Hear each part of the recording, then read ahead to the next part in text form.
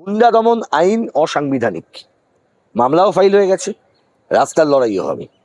পুলিশের হাতে এই ক্ষমতা দেওয়া যাবে না কে গুন্ডা নয় সেটা বিচার করার, ঠিক করার।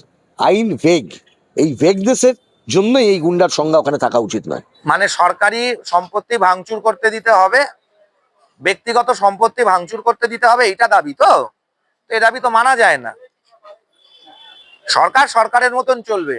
সরকারের সম্পত্তি যদি কেউ ভেবে থাকে ভাঙচুর করবে প্রতিবাদের নাম করে, যদি কেউ ভেবে থাকে রেল লাইন উপড়ে ফেলবে প্রতিবাদের নাম করে, শামশেরগঞ্জ, ধুলিয়ান গোটা মল লুট করে নিয়ে বেরিয়ে চলে যাবে কাঁচ ফাঁচ ভেঙে দিয়ে প্রতিবাদের নামে, তাহলে সেটা হবে না। কোনো সভ্য দেশে সভ্য সংস্কৃতিতে এটা হয় না, আর হবেও না। সে তো বামেরা অনেক কিছুর প্রতিবাদ করে, এবং সেটা তো তারপরে চলে যায়। বামেরা তো পাকিস্তানে কেন অ্যাকশন নেওয়া হয়েছে, অপারেশন সিঁদুর হয়েছে, তাই নিয়েও প্রতিবাদ করেছিল। পাকিস্তানে কেন বোম ফেলা হবে, পাকিস্তানের জল কেন বন্ধ করা হবে, বামেদের অনেক এরকম নিকুপুসু প্রতিবাদ আছে। যারা খিলাফত আন্দোলনকে সমর্থন জানিয়ে খিলাফত আন্দোলনকে আয়োজন করে পরবর্তীকালে তারাই কমিউনিস্ট পার্টি তৈরি করেছিল, তাই তাদের এইসব আলতু ফালতু কথা শুনে লাভ নেই। আইন আইনের পথে হাঁটবে, লায়েক আলী কিছু না করে থাকলে পরে ছাড়া পেয়ে যাবে।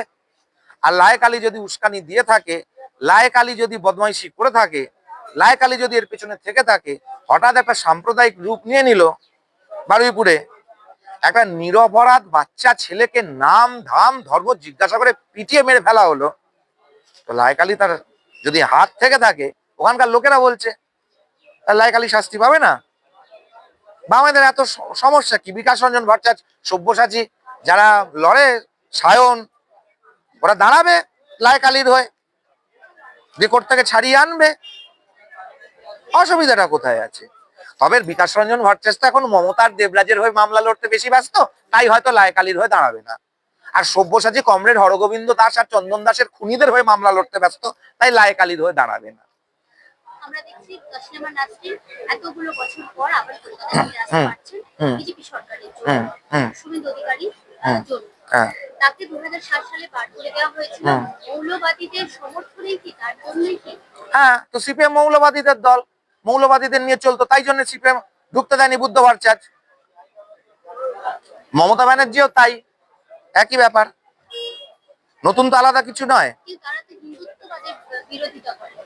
তো হিন্দুত্ববাদ বলে তো কিছু হয়ই না, হিন্দুত্ববাদ বলে কিছু হয় না, হিন্দুত্ব বোধ হয়। এটা মমতা ব্যানার্জিদের মতন ওই হিজাবের দ্বারা বোঝা সম্ভব হবে না, আর গরু খাওয়া বিকাশ রঞ্জন ভট্টাচার্যের পার্টিও বুঝতে পারবে না।